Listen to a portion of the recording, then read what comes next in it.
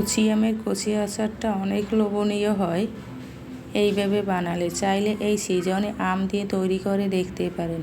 প্রথমে আমি 5টা আম নিয়েছি। এখানে আমি আমগুলোকে পরিষ্কার করে ধুয়ে টিস্যু দিয়ে মুছে নিয়েছি। আমের খোসাগুলো ছাড়িয়ে নেওয়ার পর গ্রেটার দিয়ে গ্রেট করে নিচ্ছি।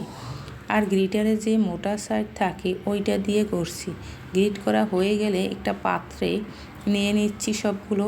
এখন দিয়ে দিচ্ছি 4 চা চামচ চিনি। এখানে যদি আপনারা মিষ্টি আচার তৈরি করতে চান অবশ্যই আরও বেশি চিনি অ্যাড করবেন।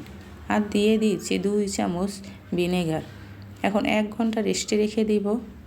1 ঘন্টা পর ফিরে আসলাম। এখন একটা প্যানে হালকা জালে তৈরি করে নিচ্ছি আচার।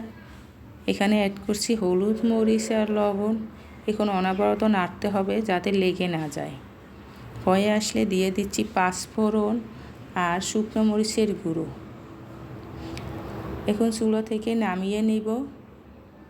আমার রেসিপিটি যদি আপনাদের ভালো লেগে থাকে অবশ্যই সাবস্ক্রাইব, লাইক এবং কমেন্ট করে যাবেন। দেখুন আমার রেডি কচি আমের কচি আচার। এখানে বিদায় নিচ্ছি। আল্লাহ হাফেজ।